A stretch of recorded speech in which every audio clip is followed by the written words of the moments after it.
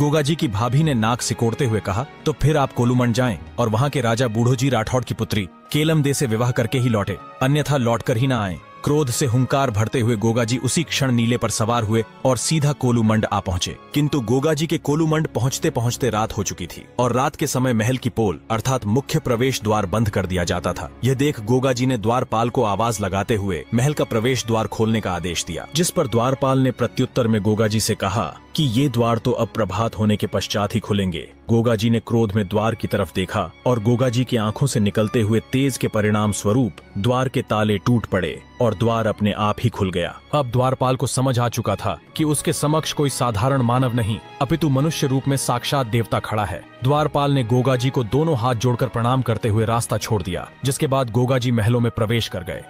इस समय बूढ़ो जी राठौड़ भरी सभा में अपने कुछ विशेष साथी सलाहकारों के साथ बैठे थे। जब बूढ़ो जी ने गोगा जी को आते हुए देखा तो शाही वेशभूषा और चाल चलन देखते ही भांप गए कि हो ना हो कोई राजपूत शेर ही चला आ रहा है। बूढ़ो जी द्वारा परिचय पूछे जाने पर अपना परिचय देते हुए गोगा जी ने कहा कि मैं जेवर सिंह चौहान का पुत्र ददरेवा नरेश गोगा चौहान हूँ। बूढ़ो जी ने गोगा जी को प्रणाम करते हुए उनके इस प्रकार आने का कारण पूछा तो गोगा जी ने कहा कि मैं आपकी पुत्री केलम दे से विवाह का प्रस्ताव लेकर आया हूँ। लंबे बाल और घनी मूछों के कारण गोगा जी उम्र में थोड़े बड़े जान पड़ते थे। इसी कारण गोगा जी का उपहास करते हुए बूढ़ो जी ने हंसते हुए कहा, थोड़ा सोच समझकर प्रस्ताव रखें महाराज। कहाँ आप 60 बरस के बूढ़े और कहाँ मेरी फूल जैसी पुत्री केलम। बूढ़ो जी द्वारा इस प्रकार बोले गए अपमानजनक शब्दों ने गोगा जी के क्रोध को और भी अधिक उग्र रूप दे डाला। गोगा जी तुरंत महलों से बाहर आए और क्रोध में तीव्र गर्जना करते हुए नागिन को पुकार लगा। गोगा जी की पुकार से संपूर्ण पाताल लोक गूंज उठा। नाग देवता। गोगा जी की पुकार सुन इच्छाधारी नागिन तुरंत वहां उपस्थित हुई और गोगा जी को प्रणाम किया, जिसके बाद गोगा जी ने बूढ़ो जी द्वारा किए गए अपमान का बदला लेने के लिए नागिन को आदेश देते हुए कहा कि आप तुरंत जाएं और राजकुमारी केलम दे को दस ले। आज्ञा अनुसार नागिन ने तुरंत जाकर केलम दे को दस लिया और सर्पदंश के कारण कैलमेर छित्त हो गई। जैसे ही बूढ़ो जी को यह सूचना मिली तो बूढ़ो जी के पैरों तले जमीन खिसक गई और उसी समय द्वारपाल भी वहां आ पहुंचा और गोगा जी के बारे में अवगत कराते हुए सारा वृतांत बूढ़ो जी को कह सुनाया, जिसके बाद बूढ़ो जी को अपनी भूल का आभास हुआ और उन्होंने गोगा जी से किए गए अपमानजनक व्यवहार हेतु क्षमा मांगी। जिसके बाद बूढ़ो जी ने गोगा जी से केलम दे को जीवन दान देने का आग्रह किया और गोगा जी के आदेश पर नागिन ने केलम दे के शरीर से विष सोख लिया और केलम दे की मूर्छा टूट गई। जिसके बाद बूढ़ो जी राठौड़ गोगा जी की शक्तियों से अत्यधिक प्रभावित हुए और केलम दे का विवाह गोगा जी के साथ तय कर दिया। गोगा जी शहनाइयाँ और ढोल नगाड़ों की गूंज के साथ कोलू मंडा पहुंचे और माता केलम दे से विवाह कर ददरेवा लौट आए। जिसके बाद गोगा जी की भाभी माता बांछल को बोले गए अपमानजनक शब्दों पर बहुत शर्मिंदा हुई, किंतु कुछ कर न सकी। अब कांच और उसके पुत्र गोगा जी के चारों दिशाओं में फैल रहे वर्चस्व और ख्याति को देखकर और भी अधिक ईर्ष्या रखने लगे। इसी प्रकार थोड़ा समय बीत गया और फिर तीज का त्योहार आया। उसी समय माता बाछल ने गोगा जी से कहा, तुम्हारे जन्म के समय मैंने गोरख टीले पर भंडारा करना बोला था, अतः तुम गोरख टीले पर जाओ और विधि पूर्वक भंडारा संपन्न करके ही लौटो। प्रभात होते ही गोगा जी 100 ऊंटों पर रसद सामग्री लाद कर गोरख टीले की तरफ निकल पड़े। गोरख टीले पर पहुंचते ही गोगा जी ने गुरु चरणों में शीश नवाया। दूसरी ओर जब रानी सीरियल ने माता बांछल से आग्रह किया तो माता ने तीज के त्योहार पर नौलखे बाग में झूला झूलने की सारी तैयारी करवा दी। अगले दिन जब सखियों सहित रानी सीरियल के डोले नौलखे बाग के फाटक पर पहुंचे तो रानी ने देखा अर्जन और सर्जन पहले से वहां बैठे थे। उन्होंने निर्लज पूर्वक कहा कि डोले वापस ले जाओ, बाग अकेले गोगा का नहीं। अपनी सखियों के समक्ष अपमान का घूंट पीकर रानी सीरियल महलों में लौट आई और सारी घटना बताते हुए माता बांछल से गले लग रो पड़ी। माता बांछल ने सीरियल को समझाते हुए कहा को खत्म करने का आदेश दे दिया। लाखों की तादाद में अरबी असुर गोगा जी की तरफ बढ़ने लगे। यह देख गौ माता ने गो भक्त गोपाल भगवान श्री कृष्ण को याद किया, जिसके बाद भगवान के आग्रह करने पर रणचंडी स्वयं माता साक्षात महाकाली के रूप में गोगा जी के साथ रणभूमि में दृश्य शक्ति रूप में प्रकट हुई और गोगा जी को असुरों का अंत करने की शक्ति प्रदान की। यही कारण है कि गोगा जी के हर मंदिर में माता काली की भी पूजा की जाती है। जिसके बाद गोगा जी ने रणभूमि में प्रचंड गर्जना करते हुए लाखों अरबों को एक के बाद एक चीर कर रख दिया। कहा जाता है कि गुरु गोरखनाथ से मिली योग सिद्धियों के कारण गोगा जी एक ही समय पर रणभूमि में अनेकों जगह एक साथ युद्ध करते दिखाई पड़े। अब बादशाह को समझ आ चुका था कि उसका अंत निकट आ चुका है। बादशाह गोगा जी के चरणों में गिर पड़ा और दया की भीख मांगने लगा। तब परम गौ भक्त गोगा जी ने कहा, मैं तुम्हें माफ तो कर देता, किंतु तुम्हारा अपराध क्षमा योग्य नहीं है।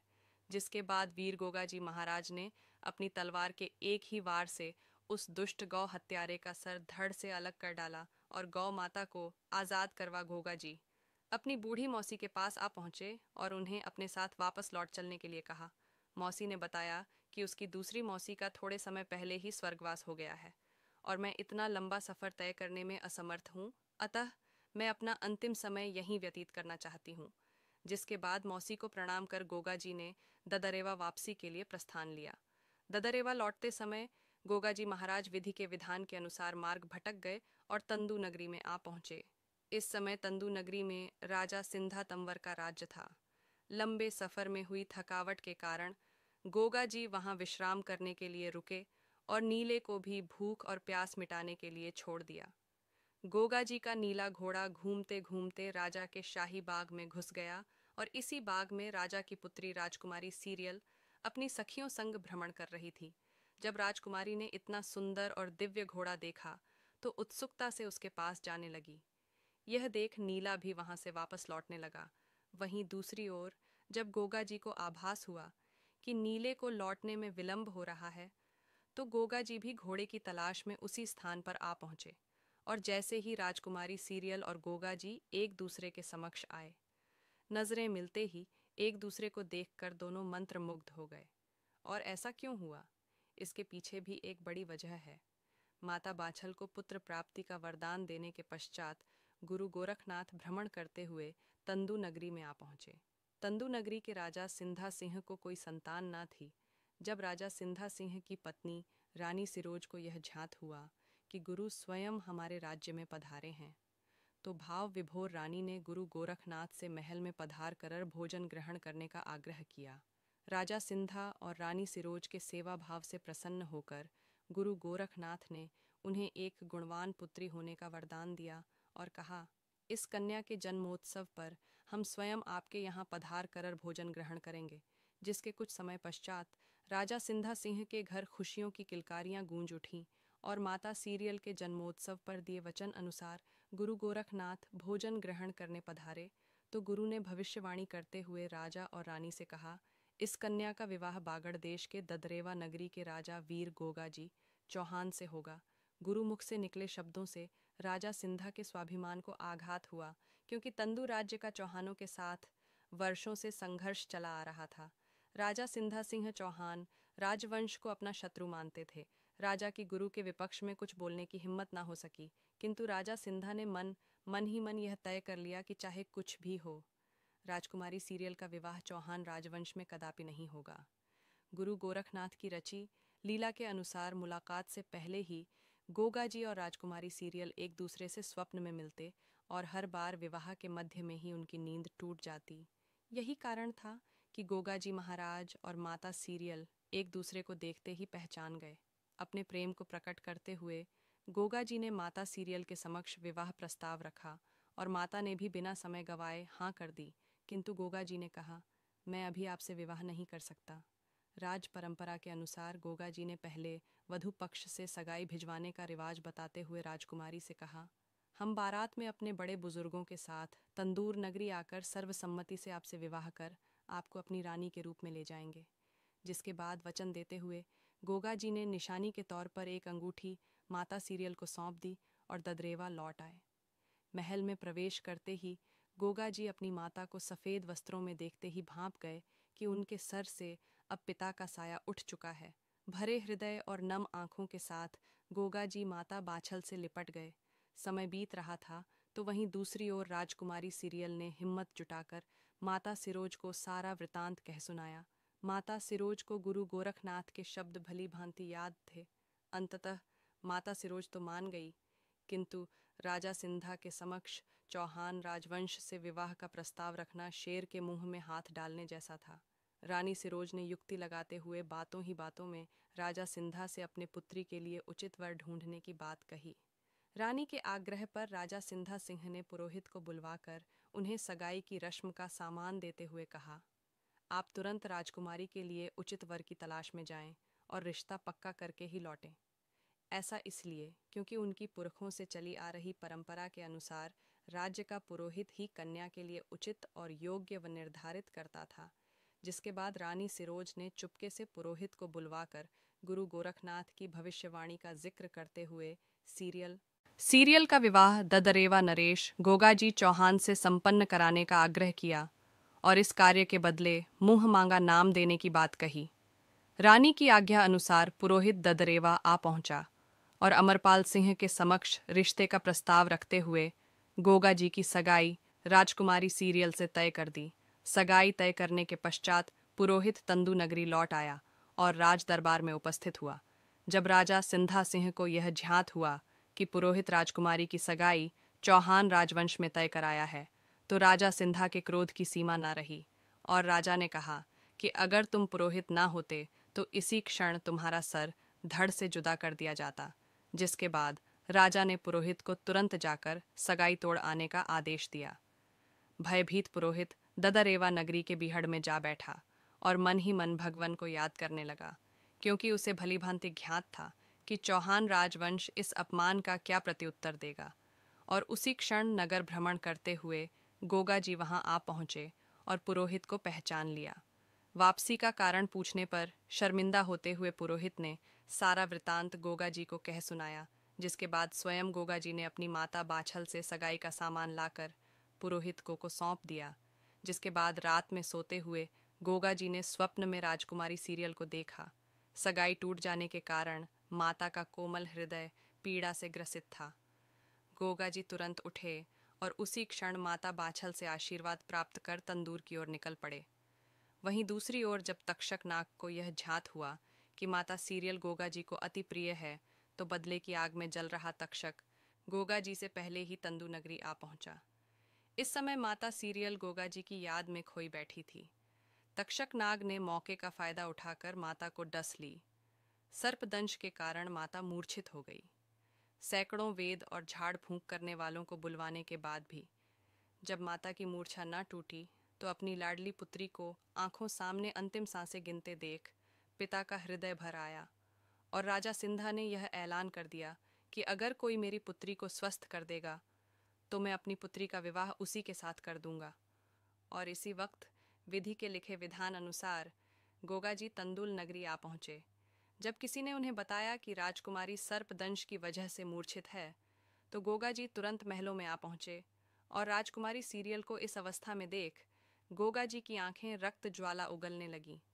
उन्हें नागों पर अत्यधिक क्रोध आया, मानो साक्षात महादेव ने क्रोध में सृष्टि विनाश के लिए तीसरी आंख खोल दी हो। प्रचंड विध्वंस रूप ले गोगा जी तुरंत महलों से बाहर आए और पूर्व जन्म के भांति सर्प दमन यज्ञ प्रारंभ कर डाला। भूलोक के समस्त सर्प यज्ञ की अग्नि में आकर भस्मीभूत होने लगे और इस प्रकार से हो रहे सर्प संहार ने तक्षक की आंखें खोलकर रख दी और इस भय से ग्रसित तक्षक कि कब उसका नाम लेकर गोगा जी अग्नि में आहुति दे दें, बिना समय गवाए वहां उपस्थित हुआ और क्षमा याचना करते हुए गोगा जी के चरणों में गिर पड़ा और दया की भीख मांगने लगा। गोगा जी ने कहा, यदि तुम राजकुमारी सीरियल के शरीर से जहर सोखकर उन्हें पुनः स्वस्थ कर दो तो तुम्हें क्षमा किया जा सकता है। आज्ञा अनुसार तक्षक ने तुरंत जहर सोख लिया और माता सीरियल की मूर्छा टूट गई। जिसके बाद तक्षक ने गोगा जी महाराज को प्रणाम करते हुए कहा, आज से आपको नागों के देवता के रूप में पूजा जाएगा और जो कोई भी सच्चे मन से आपकी भक्ति करेगा उसे सर्प और अन्य विषधारी जीव कभी क्षति नहीं पहुंचाएंगे। और यदि सर्प काटने पर अगर कोई आपका नाम लेकर ददरेवा नगरी की पावन मिट्टी भी उस स्थान पर लगा देगा तो उसे सर्पदंश का कोई प्रभाव नहीं होगा और वह पूर्णतः स्वस्थ हो जाएगा। यही कारण है कि आज भी जब भादव महीने में गोगा जी के जन्मोत्सव पर विशाल मेले का आयोजन होता है, तो मेले से लोग यहाँ की मिट्टी जरूर खरीद कर ले जाते हैं। ऐसी मान्यता है कि इस घटना के बाद से ही गोगा जी को सांपों के देवता के रूप में पूजा जाता है। जिसके बाद गोगा जी गुरु गोरखनाथ के साथ धूमधाम से बारात लेकर तंदुल नगरी पहुंच, और इसी वक्त राजा सिंधा ने अपनी जबान से मुकर हुए आमेर से भी बारात बुलवा ली। इसका वर्णन श्री गोगा जी महापुराण में मिलता है। 2-12 के मध्य युद्ध में गोगा जी चौहान ने आमेर नरेश तारा सिंह का सर धड़ से अलग कर डाला। जब राजा सिंधा और तारा सिंह के पिता को अपनी भूल का आभास हुआ, तब उन्होंने गुरु गोरखनाथ के चरण पकड़ उनसे क्षमा मांगी, जिसके बाद गुरु गोरखनाथ ने उन्हें क्षमा करते हुए तारा सिंह को जीवन दान दे दिया और आमेर की बारात वापस लौट गई। गोगा जी वचन अनुसार सर्वसम्मति से माता सीरियल से विवाह कर उन्हें अपनी रानी रूप में लेकर ददारेवा लौट आए।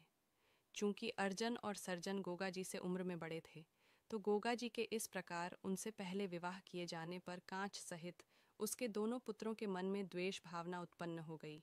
आपको बता दें कि स्थानीय लोग गोगा जी को पदम नाग अवतारी मानते हैं। महल में विश्राम कर रहे गोगा जी ने रानी सीरियल से कहा, इस भीषण गर्मी में सरोवर का ताजा जल पीने की इच्छा है। तब रानी सीरियल स्वयं ही घड़ा उठाकर गोगा जी के लिए जल लाने सरोवर की ओर निकल पड़ी। जब अर्जन और सर्जन ने रानी सीरियल को अकेले जाते देखा तो पीछा करते करते सरोवर पर आ पहुँचे, और जैसे ही माता सरोवर से घड़ा भरकर चलने लगी तो दोनों भाइयों ने उन्हें घेर लिया, और अर्जुन ने यह कहते हुए माता का हाथ पकड़ लिया कि अरे भाभी लाओ घड़ा, मुझे दो, मैं ले चलता हूँ। मौके का फायदा उठाकर सर्जन ने माता का पल्लू खींच लिया और कहा, सुंदर स्त्रियों के लिए युद्ध होना आम बात है, इसलिए हमारी हो जाओ, नहीं तो गोगा की मृत्यु के पश्चात तुम्हें दासिया का जीवन व्यतीत करना पड़ेगा। माता ने कहा, आप दोनों ज्येष्ठ होकर कैसी बातें कर रहे हैं? मैं आपकी बेटी जैसी हूँ, आपको शर्म आनी चाहिए। जिस पर अर्जन ने माता से कहा कि स्वेच्छा से चल रही हो या जबरदस्ती उठाकर ले जाएं। माता सीरियल घोर विपदा में फंस चुकी थी। तब माता मन ही मन अपने प्राणनाथ गोगा जी को याद करने लगी। दूसरी तरफ जब गोगा जी ने देखा कि रानी को आने में विलंब हो रहा है, तो गोगा जी तुरंत सरोवर की तरफ निकल पड़े। जब घोड़े के पैरों की टाप अर्जन और सर्जन के कानों में पड़ी तो देखा कि नीले पर सवार उनका काल उनकी तरफ ही बढ़ा चला आ रहा है। बौखलाए दोनों भाई उसी क्षण भाग खड़े हुए। जब गोगा जी सरोवर पर पहुंचे तो डरी हुई माता ने गोगा जी के गले लग रोते हुए सारा वृतांत गोगा जी को कह सुनाया। गोगा जी ने क्रोध में प्रचंड गर्जना करते हुए माता को यह वचन दिया कि मैं आपके साथ किए गए दुर्व्यवहार का बदला उन दोनों का सर काट कर लूंगा। गोगा जी अर्जन और सर्जन के कट्टे सर लेकर ददरेवा के महलों में आ पहुंचे। आखिर वही हुआ जिसका डर माता बाछल को हमेशा से लगा रहता था। गोगा जी के हाथों में अपने ही भाइयों के सर देख माता बाछल के क्रोध के सीमा ना रही। भोली और साफ मन की माता ने क्रोध में गोगा जी से कहा कि तुमने अपने ही भाइयों को मार डाला, इसी वक्त यहाँ से चला जा और मुझे कभी जीवन में अपनी शक्ल मत दिखाना। माता की आज्ञा सुनकर गोगा जी दुखी मन और भरे नेत्रों से ददरेवा से निकल गए। पीछा करते हुए माता सीरियल गोगा जी के पास आ पहुंची और गोगा जी के साथ चलने की जिद। एक गोगा जी ने कहा कि अभी मेरा खुद का कोई ठिकाना नहीं, तो मैं आपको अपने साथ कहाँ रखूंगा। इस पर माता सीरियल ने गोगा जी से वचन लिया कि आप मुझसे मिलने आते रहेंगे। रानी के बहुत आग्रह करने पर गोगा जी मान गए और रानी से कहा, ऐसा ही होगा, किंतु इसके बारे में आप किसी के समक्ष चर्चा न करें। जिसके बाद गोगा जी वहां से गोरख टीले की तरफ चल दिए और नैनों में नीर लिए। रानी सीरियल उन्हें देखते हुए अधीर खड़ी रोती रही। गोरख टीले पर पहुंचते ही गोगा जी ने गुरु चरणों में प्रणाम किया। जब गुरु गोरखनाथ ने गोगा जी से आने का कारण पूछा तो प्रत्युत्तर देते हुए गोगा जी ने कहा, अंतर्यामी गुरु, आप तो सर्व ज्ञान बता सकता हूँ कि मैं अब पूर्ण रूप से आपकी शरण में आ चुका हूँ। गुरु गोरखनाथ ने मुस्कुराते हुए कहा कि जैसी तुम्हारी इच्छा।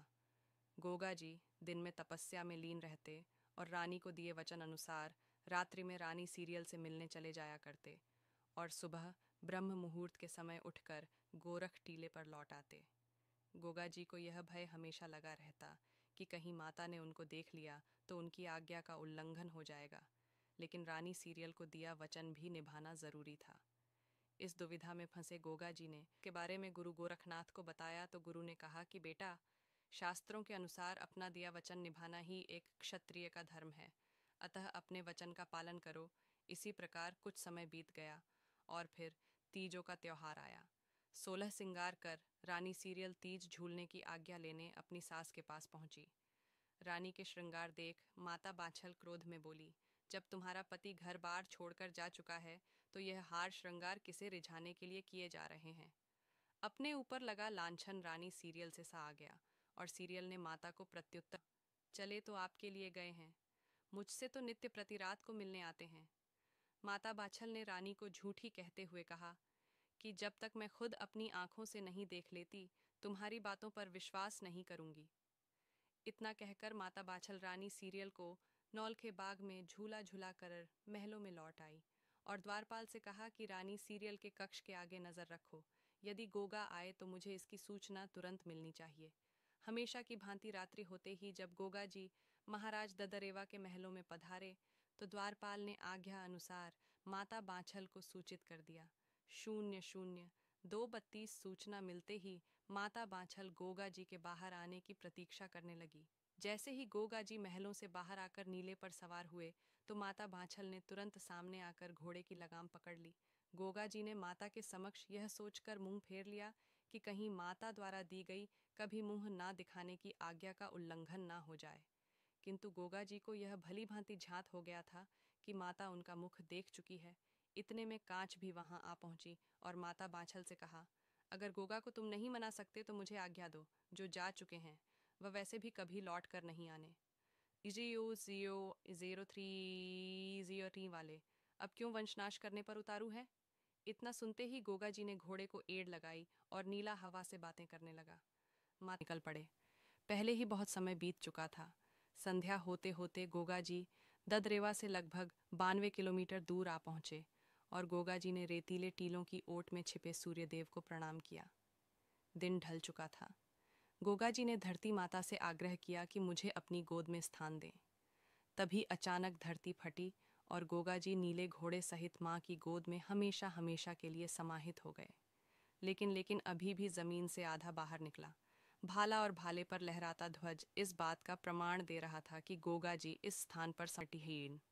गोगा महापुराण के अनुसार जब गोगा जी के समाधि लेने का पता दोनों रानी को चला तो माता काच और बाछल सहित दोनों रानी ने गोगा जी के समाधि स्थल पर जाकर गोगा जी को पुकार लगाई कि वे उन्हें भी अपने साथ ले चले।